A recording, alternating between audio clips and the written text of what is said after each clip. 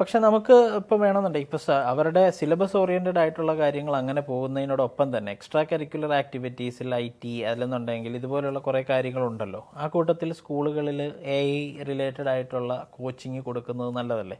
അങ്ങനെയാണ് അത് ഒരു സ്കൂളിന് ഇൻഡിപെൻഡന്റ്ലി ചെയ്യാവുന്ന ഒരു കാര്യമല്ലേ? കറക്റ്റ്. ഇപ്പം ഞങ്ങളുടെ ടീച്ചേഴ്സിന് വേണ്ടി ഒരു കാര്യം ഇതുള്ള ജെമിന ഇല്ലേ, ഗൂഗിളിലെ, അതിന്റെ ട്രെയിനിങ് കൊടുക്കുന്നുണ്ട്. അപ്പം അതൊക്കെ yes, obviously really good, at least try ചെയ്യുന്നുണ്ടല്ലോ. So yes. പക്ഷേ AI ഉപയോഗിക്കുന്ന എക്സ്പേർട്സിന് എത്രത്തോളം നമ്മുടെ മാർക്കറ്റിൽ ഉണ്ടാവും? Really less. എൻ്റെ ഒരു അത് വെച്ചിട്ട് ലൈക്ക് എനിക്ക് തോന്നി അത്ര ആൾക്കാർ ഇപ്പോഴും ഉപയോഗിക്കാറില്ല.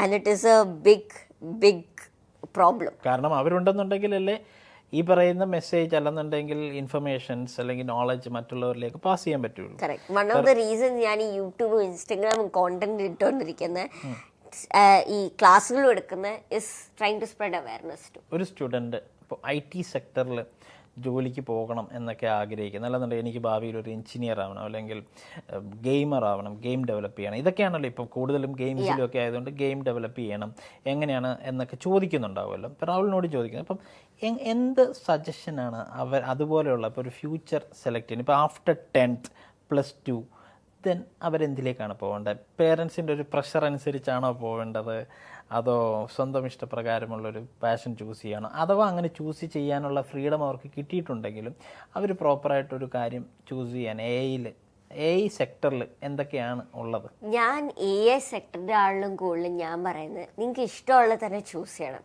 ബിക്കോസ് ഇഷ്ടമുള്ള കാര്യം ചെയ്താൽ അതൊരു ജോലിയായിട്ട് എടുക്കല്ലേ. ഞാനിപ്പോൾ അതൊക്കെയാണ് എനിക്ക് ഇൻട്രസ്റ്റ് ഉണ്ടായിട്ട് ഓരോ ദിവസം ഞാൻ പോയി ചെയ്യുന്നത്. പക്ഷെ എനിക്ക് ഇൻട്രസ്റ്റ് ഇല്ലെങ്കിൽ അതൊരു ജോലിയായിട്ട് എടുക്കാം. ലൈക്ക് എടുത്ത നമ്മൾ പോയി പഠിക്കണ്ട. ഞാൻ സജസ്റ്റ് ചെയ്യുന്നത് യെസ്, പേരൻസ് പറയുന്നത് അത് അവരുടെ ഒപ്പീനിയൻ എന്തായാലും കേൾക്കണം. പറയുന്ന ഒരു കാര്യം കാരണം ഇത് എടുക്കുന്നതായിരിക്കും ബെറ്റർ എന്ന് അവർ പറയുന്നു, യെസ്. പക്ഷെ പ്രഷർ വെച്ച് പോലെ എന്താ ഫുൾ ലൈഫ് പിന്നെ നമ്മൾ റിഗ്രറ്റ് ചെയ്യും, ഓ ഇതെടുത്തെങ്കിൽ എങ്ങനെ ആയേനെ. അപ്പം സ്വന്തം കാര്യം നോക്കണം. അപ്പൊ ഭാവിയിൽ ഈ ജോലിയുടെ സാധ്യതകളിൽ 2 സെക്ടറിലാണ് എൻ്റെ ഒരു അഭിപ്രായത്തിൽ ഇതിന് ഓപ്ഷൻസ് വരുന്നത്. ഞാൻ ചോദിക്കുകയാണ്, അതായത് ഒന്ന് ഈ AI അല്ലെങ്കിൽ റോബോട്ട് ഇതിൻ്റെ ഒരു മാനുഫാക്ചേഴ്സ് അല്ലെങ്കിൽ ക്രിയേറ്റേഴ്സ് ഉണ്ടാവുമല്ലോ, ഇൻവെൻറ്റ് ചെയ്യുന്നവർ, ഈ ഒരു റോബോട്ടോ അല്ലെങ്കിൽ ChatGPT, ജെമിനി, അതെങ്ങനെയാണ് ഇൻവെൻറ്റ് ചെയ്യുന്നു എന്നുള്ള ആളുകൾ, അതായത് അതൊരു സെക്ടറിലുള്ളവരും.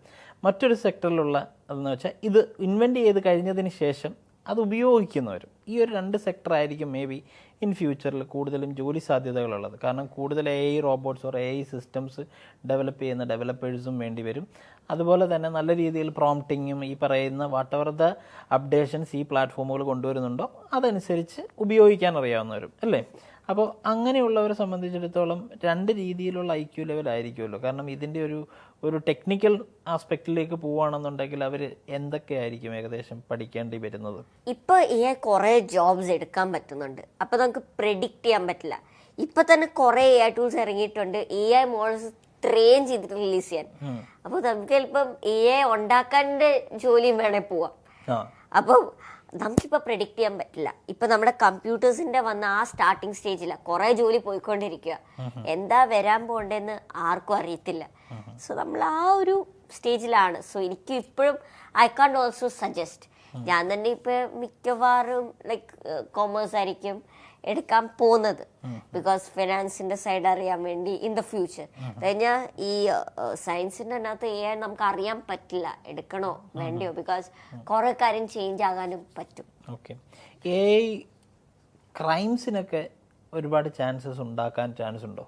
യാ ഷോൾ. AI പറഞ്ഞില്ലേ എല്ലാ സ്ഥലത്തും വരാൻ ഇൻക്ലൂഡിങ് സർജറീസ്. സർജറി ചെയ്യുമ്പോൾ അവിടെ ക്യാമറ ഉണ്ട്. എങ്ങനെ നല്ലതായിട്ടാണോ ചെയ്യേണ്ടതെന്ന് ആ AI ക്യാമറ അത് എവിടെ നല്ലതായിട്ടാണോ ചെയ്യുന്നത്, എറർ ഉണ്ടോ ആ ക്യാമറ കണ്ട് നമ്മുടെ അടുത്ത് പറയും. അങ്ങനെ വന്നിട്ടുണ്ട്. ക്രൈംസിൽ like there are huge possibilities. ഇപ്പൊ തന്നെ ഇലക്ഷന്റെ മുമ്പേ ആമിർ ഖാൻ ആണെന്നാ തോന്നുന്നത്, ആമിർ ഖാന്റെ ഡീഫേക്ക് ഉണ്ടാക്കിയിട്ട് ആ ഡീഫേക്കിനെ കൊണ്ട് ഐ സപ്പോർട്ട് സെർട്ടൺ പാർട്ടി എന്ന് പറഞ്ഞ് ഇത് പ്രൊമോട്ട് ചെയ്യിപ്പിച്ചു. അത് കഴിയുമ്പോൾ പറഞ്ഞു ആമിർ ഖാൻ പറഞ്ഞു ഞാൻ പറഞ്ഞിട്ടേ ഇല്ല അങ്ങനെ സപ്പോർട്ട് ചെയ്യണമെന്ന്. അപ്പോൾ ഒരു റാൻഡം ആള് അങ്ങനെ ചെയ്ത് കഴിഞ്ഞിട്ട് it influenced millions of people. പക്ഷെ ആമിർ ഖാൻ അല്ലല്ലോ പറഞ്ഞേ. ഇതിന്റെ ഒരു നല്ല വശം അതാണ്, ഇപ്പം വെരി റീസെന്റ് ഇതിന്റെ ഒരു മോശം വശമാണ് ഇപ്പൊ പറഞ്ഞത്. Yeah. ഇതിന്റെ ഒരു നല്ല വശം ഇപ്പൊ പറയാനാണെങ്കിൽ അതേ ഡീപ് ഫേക്ക് വെച്ച് തന്നെ ഇപ്പൊ ഇന്ത്യൻ 2-ല് നമുക്ക് 2 ക്യാരക്ടേഴ്സിനെ കറക്റ്റ് തിരിച്ചു കിട്ടി അല്ലേ? കറക്റ്റ്. അത് ഒരു നല്ല വശമാണ്. ലൈക്ക് ഇപ്പൊ കാഡ്ബറിയുടെ കുറച്ചാൾ മുമ്പ് ആഡ് ഉണ്ടായിരുന്നു, ഓരോ ആൾക്കാരെ ഷാറുഖ് ഖാന്റെ ഡീഫേക്ക് ഉണ്ടാക്കി എന്നിട്ട് ഒരാൾക്ക് ചുമ്മാ പോയിട്ട് ആളുടെ കടയുടെ പേരും ആളുടെ പിൻകോഡും കൂടെ ഇട്ട എന്താ ആ കട എന്ന് പറഞ്ഞ ഷാറുഖ് ഖാൻ അവരെ പ്രൊമോട്ട് ചെയ്യും. ഇന്ത്യസ് ബിഗ്ഗസ്റ്റ് അംബാസിഡർ ഫ്രീ ആയിട്ട് ഒരു സാധാരണ ദുക്കാൻ വാലാനെ പ്രൊമോട്ട് ചെയ്യാൻ പറ്റും. പിന്നെ ചുമ്മാ വായിൽ അത് പറയിപ്പിച്ചാൽ മതി, എൻട്രി ചെയ്ത് കൊടുത്താൽ മതി, പറയിപ്പിച്ചാൽ മതി. ഞങ്ങൾക്കും ഉണ്ട്, ഞങ്ങളുടെ അക്കാഡമിക്ക് ഇതുപോലെ തന്നെ സൗരവ് ഗാംഗുലിയുടെ ഒരു പ്രോംപ്റ്റ് അവർ തരുന്നുണ്ടായിരുന്നു. അപ്പൊ എല്ലാവർക്കും ഒരുപോലെ തന്നെ ഇരുന്നപ്പം നമുക്കത് തോന്നി ഇതെങ്ങനെ എന്നുള്ളതാണ്. ഇൻസ്റ്റിറ്റ്യൂട്ടിന്റെ പേര് മാത്രമേ നമുക്ക് ചേഞ്ച് ആവുന്നുണ്ടായിരുന്നുള്ളൂ. അത് മേ ബി അന്നത് വന്ന സമയത്ത് നമ്മൾ അത്രയും മനസ്സിലാക്കിയില്ല, പിന്നീടാണ് ഇതാണ് ഉപയോഗിച്ചിരിക്കുന്നതെന്ന് മനസ്സിലായത്. അപ്പം ഞാനൊരു ഒരു ചോദ്യം കൂടെ ചോദിച്ചോട്ടെ.